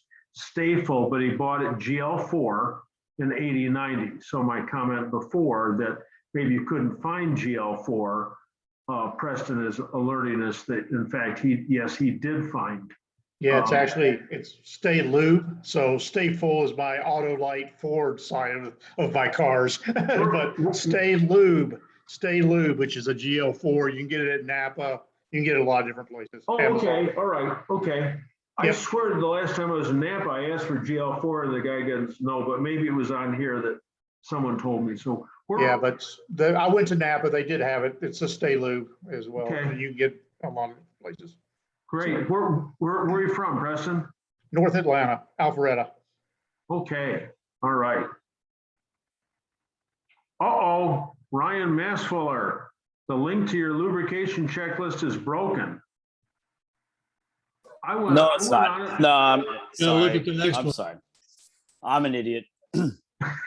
I was going to say, you know where this is from that I printed out? I went on my own website today and printed it out. I mean, John, I don't know what's going on. I run a sinkhole here at home to get rid of advertisements and stuff, and it must have fell in. So I don't know. Okay. I'm a victim of my own doing. So self-inflicted network error. Sorry about that. Where are you from, Ryan? Jacksonville, Florida. Go Gators. Hey, what's the temperature there today? It was beautiful here today, John. It was a 10 on the weather meter, whatever the hell that means. But it was about 80 degrees. It's about 60 now. Blue skies and sunshine. You all should be here. So. Nice. Okay, all right. From Dan Scouter. Having the devil of a time adjusting the rear carb on a 74B. I bet you are. Those are HIFs. I've gone through your recommended procedure several times. Raising the slide, the air piston, causes the engine to die, just like it's lean. Driving down the road, it smells rich, and the rear two plugs read rich too. So yeah, those HIFs are I prefer HSs over those. But Dan, are you still on? I am. Okay, all right. So you want to hear this, I know. Take the carburetors off the car. Yeah. Oh boy. And then if you change the choke O-rings, I have not. I've done nothing. I acquired it in February. Okay. And starting simple. Okay. So it's just, oh my gosh, you gotta have to have 6 carburetor gaskets, and you want to probably take the carburetors off, and then there's a spacer box, and there's a heat shield, and get all that stuff off, tighten up the manifolds against the head. There's only 6 half-inch nuts or bolts. And then clean all the surfaces, so that you can put new gaskets back on, and grease the gaskets. Don't put any other compound on them, just grease. Gob them with grease. Then, with the carburetors off, you can buy a simple gasket kit, but you want to get needles and seats at the same time. Now, do you need jets and needles? That's another, it's another $80. I don't know. You can do the whole thing. If it seems to run kind of okay, then maybe just changing the gaskets will do it. But you want to get new needles and seats and set the float height correctly. That's detailed in 100 places, but there's a scoop in the float, and you take your after it's in place, you put your screwdriver across it. And there's got to be the tiniest gap in the world between the screwdriver and the scoop. So that gets your float height correct. There's a rotary choke, the interconnecting link. You got 2 interconnecting links between them, and the rear one's the throttle and the front one's the choke. So when you turn that bar, there's some holes drilled through some brass housings, and they come closer and let gasoline come up into the airflow, and over a period of time, those fail. So you got to make sure that they're Viton when you buy them. If you buy the kit from Joe Curto, C-U-R-T-O, joecurto.com, then he's got all the right stuff. I assume that everybody else, Moss, I assume everybody else has got the right stuff too. But if you want to know, want to be sure, get it from Curto, and change those O-rings. Those cause nothing but trouble. You try to get the thing set up, and you're going down the road, and it just, all of us. So we used to have cars come in that instead of having 4 quarts a gallon of motor oil in the sump, it had 2 gallons of gasoline and oil. Going to wash the inside of the engine. Oh man, you take the valve cover off, and it's just sparkling in there, but you don't get much lubrication from gasoline. So it was always a bad idea to be running half the oil on gasoline. So anyway, they will run so rich that it'll get on the cylinder walls, and the oil scraper rings scrape it in the sump, and it's just. Yeah. My thought was that it's so rich that just lifting the air slide flooded it out rather than going lean and dying. I'm pretty close now, but it's not right. It could be that you've got it. It could be that you've got it adjusted really close to being correct. But as soon as you start going down the road, there's such a vacuum inside there. I mean, it's just such a vacuum that it sucks the gasoline out. Now, if you want to check and see if those O-rings are flawed, then you take you can do it in place. Take the suction chambers off, take the springs out, take the air pistons out, put those off to the side. Now there's a steel line that runs from the front of the front carburetor to the rear of the rear carburetor and over to the charcoal canister for the vent for the carburetor. So you take that off the carburetor and take a 2-foot long piece of 1/4-inch fuel line and put that on the vent for the, say, the front carburetor. And if you puff into that like that, you'll get a column of gasoline that's 2-3 foot high that comes right up out of the jet.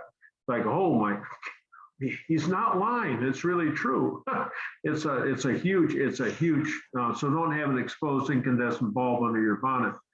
Anyway, once that happens, once you do that, and you go, oh, I get it. Pressurize the gas, and it's got to go someplace.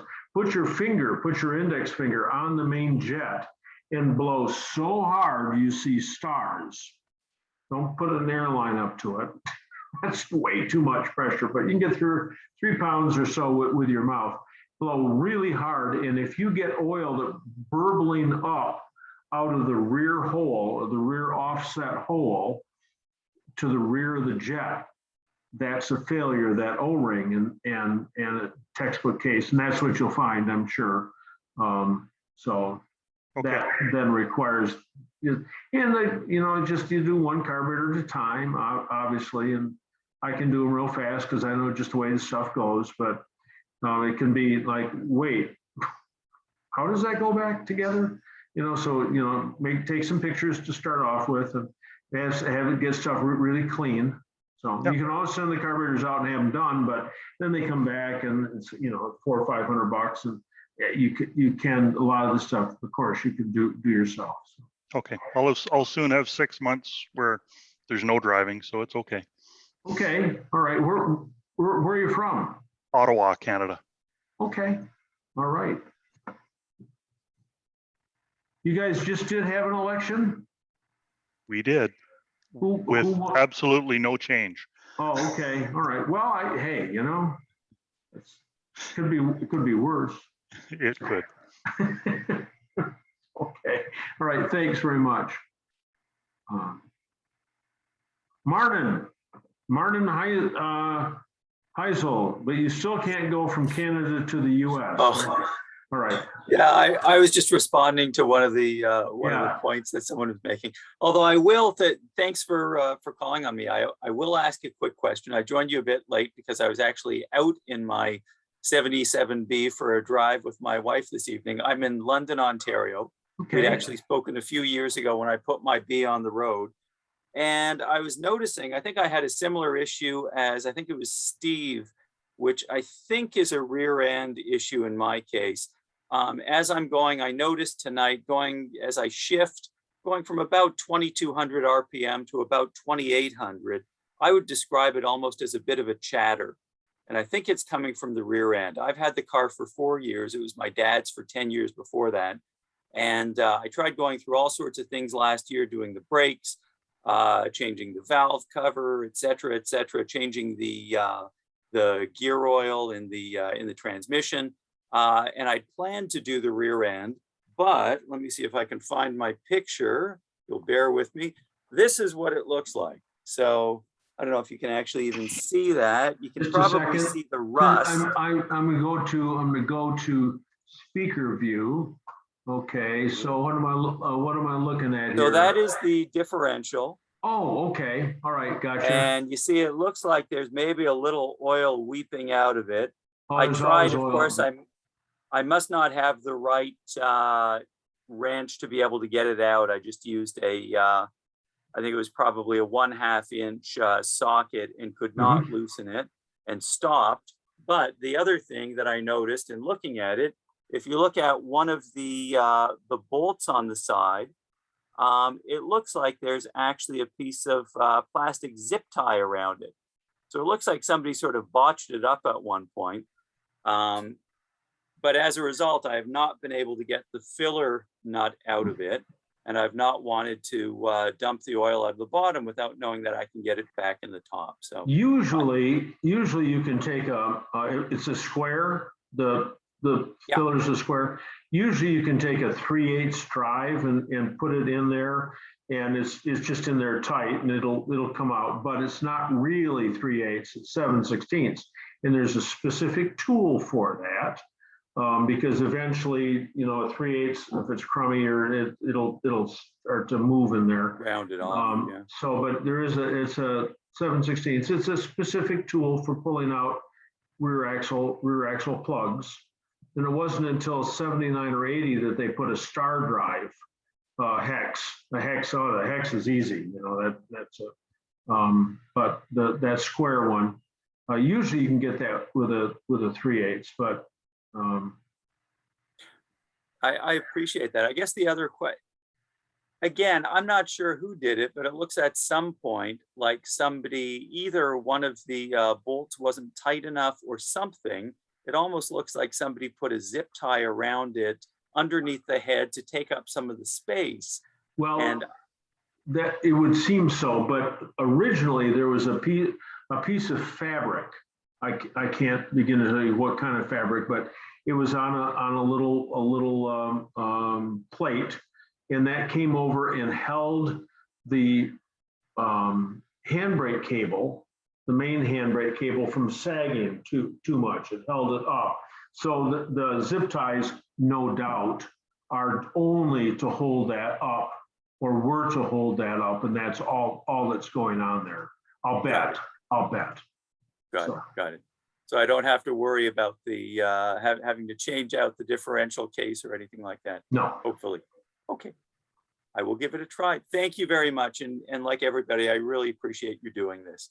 Hey, I can hardly wait until we can get back up into Canada. The Toronto club, their main man up there, John Rosenthal, used to invite me about every other year.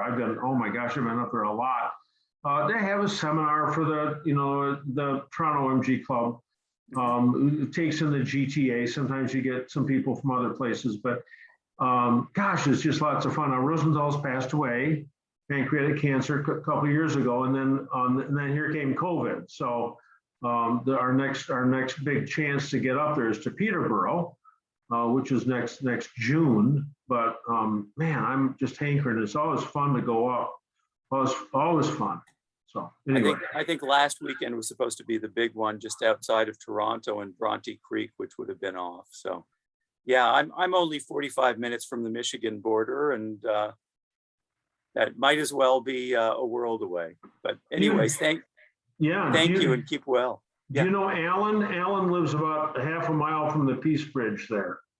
So Okay, Alan Batchelder. So not yet, but I saw him on tonight. Anyways, here's hoping all that changes soon. Thanks a lot. It will. Okay, thanks. Okay, Eric Gebhard. Eric, you can unmute yourself. You're still on there. We're still running with 122 people, so that our number didn't swell up. Sometimes it pushes close to 200 or something. Tonight we had about 100, maybe 140 max. At some point, I don't look at it very often because I'm always 142. Thank you. It was around there. Thank you, Bob. Oh, 145, John. You All saw right. 145. Awesome. Okay. Hey, let's go. Yeah, Doug, you're on. Thank you. Yeah. Thanks.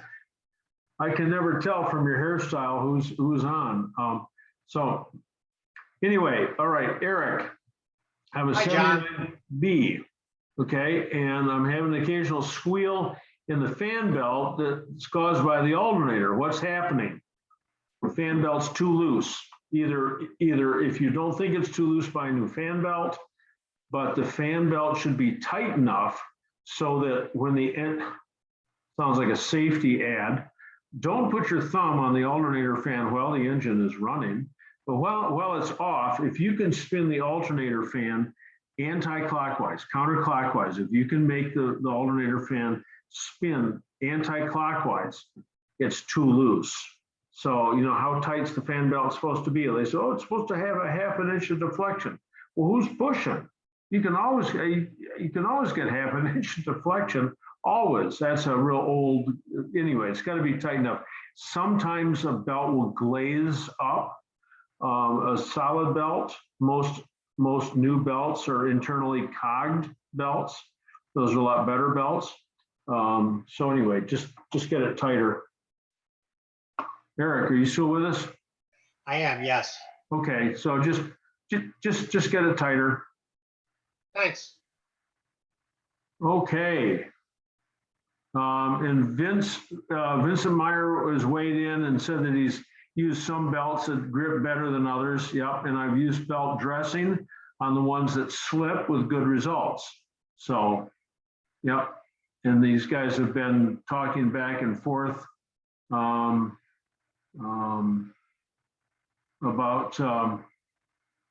the battery and why it's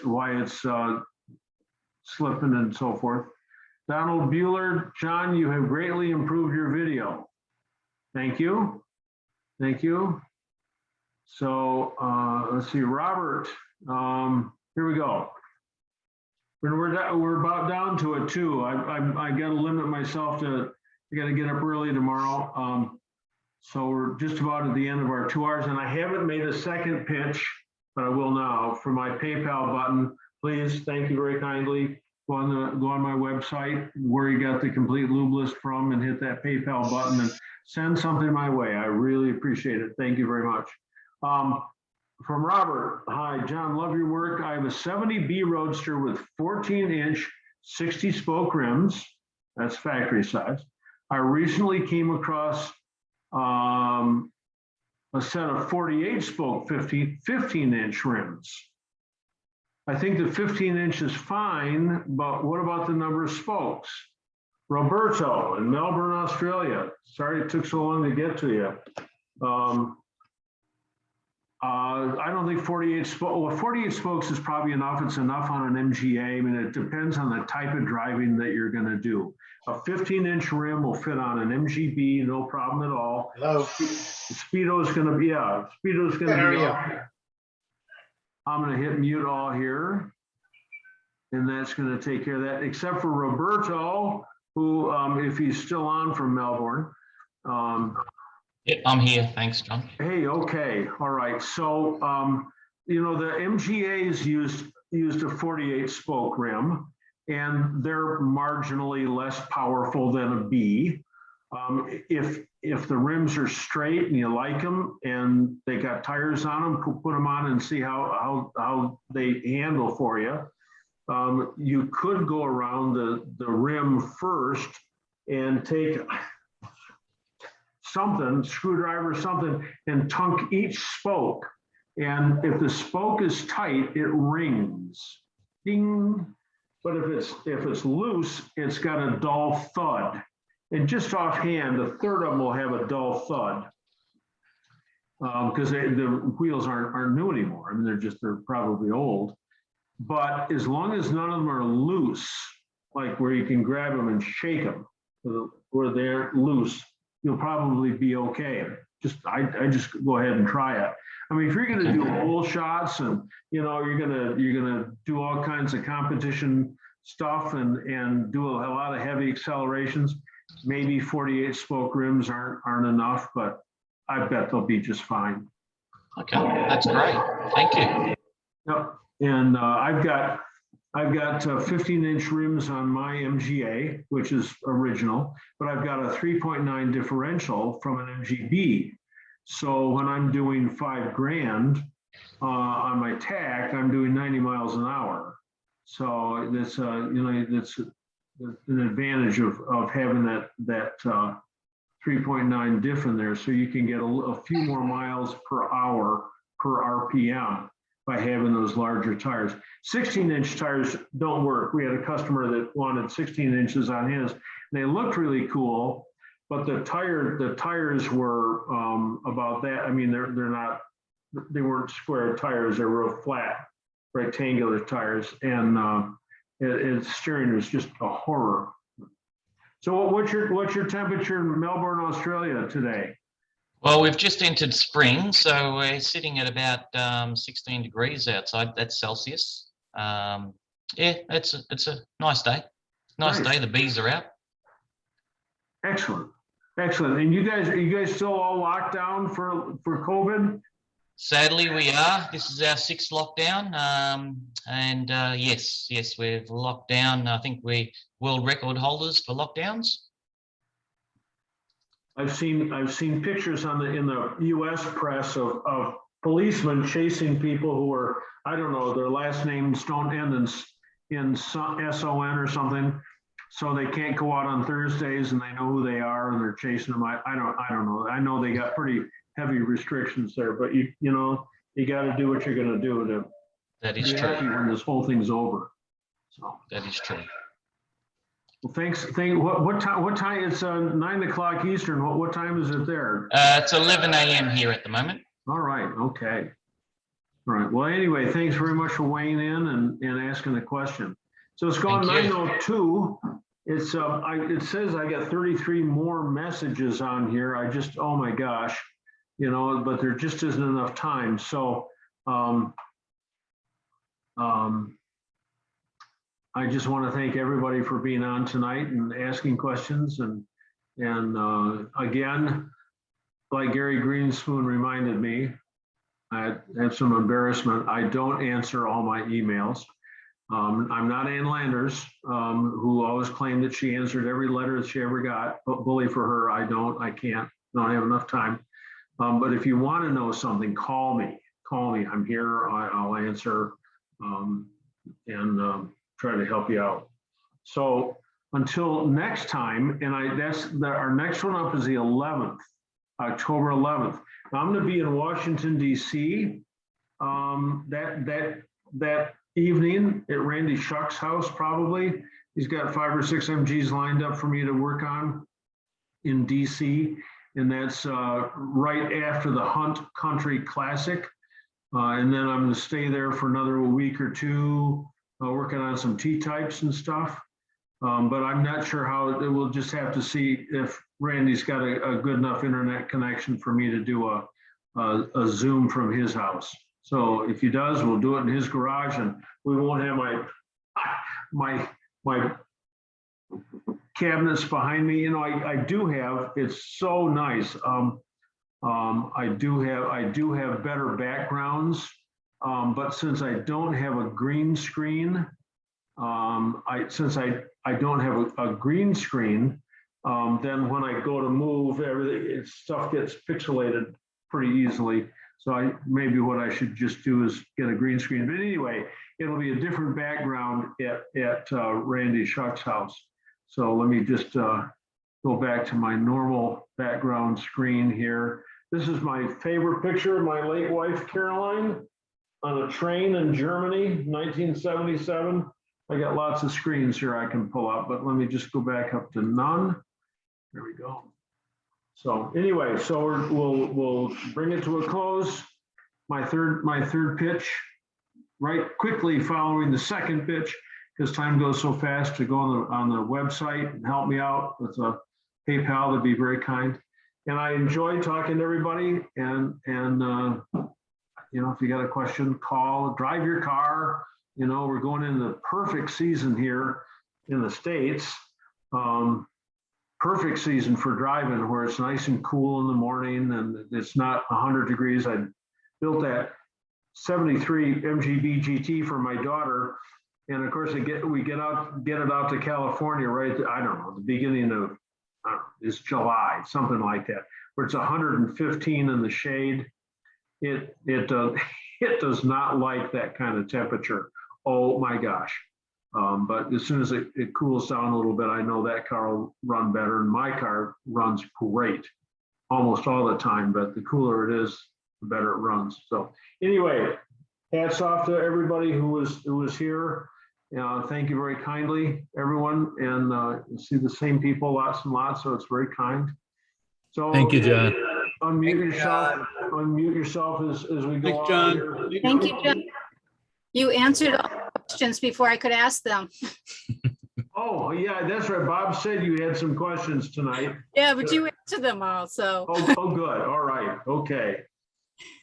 Bob and Gloria have 500,000 miles on their MGB, so just to prove it can be done.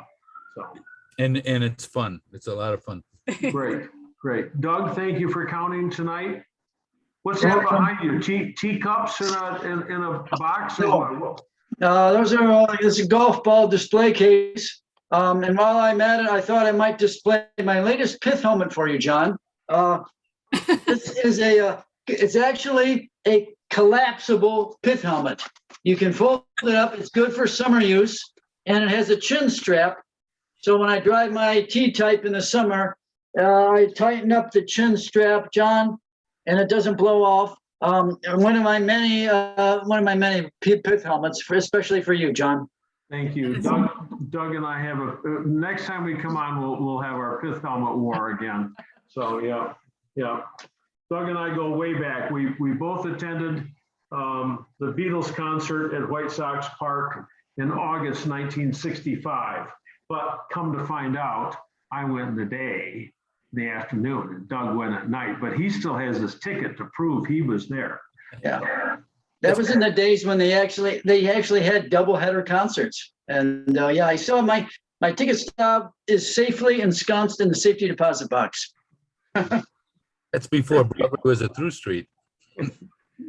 So. Melbourne, Australia, I think that's as far away as we can get. That's the west coast of Australia, isn't it? That is the east coast of Australia. East coast. Okay, all right, because the standard line is here. If you dig far enough right, you go to China, but you don't. You dig a hole straight through the earth. You come out not in Diego Garcia, but from here, from where I am. But it's somewhere just off the western coast of Australia. So. Okay, didn't know that. More information passed along. Yeah. Yeah. Can we write that down? Yeah. So. Oh, Ryan, what do you got? A valve cover racer there?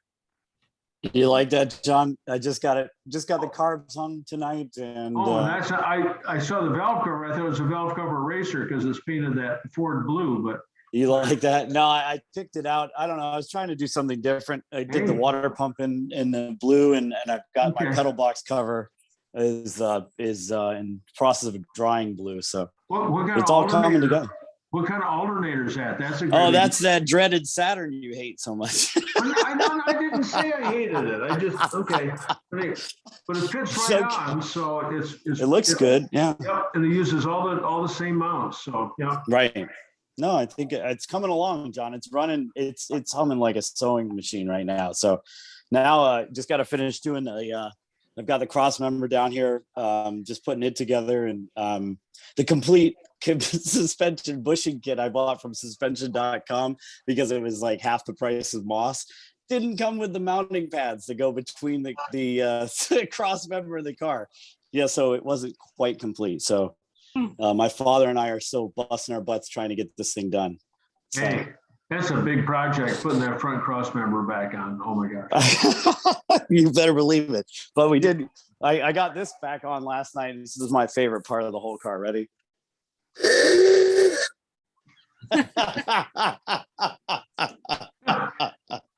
Each his own. It came like that. That was a DPO option. Okay, I didn't put it out there. All right. Take care. Thanks, John. Hey, thanks a lot, ladies. A good set of Cadillac horns are really loud.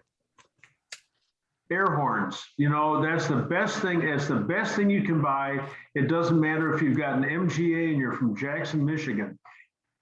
Air horns are where it's at, because when you touch that horn, you don't want to hear some little warbly like the HO in France horns that were like 77 through 80. You want like the $50, buy them as a kit with the relay air horns that make everybody spin their head. So.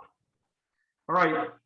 Hey, Barney, nice to see you tonight. I just saw you on the screen there. So, all right. So that's it. Ron Nugent.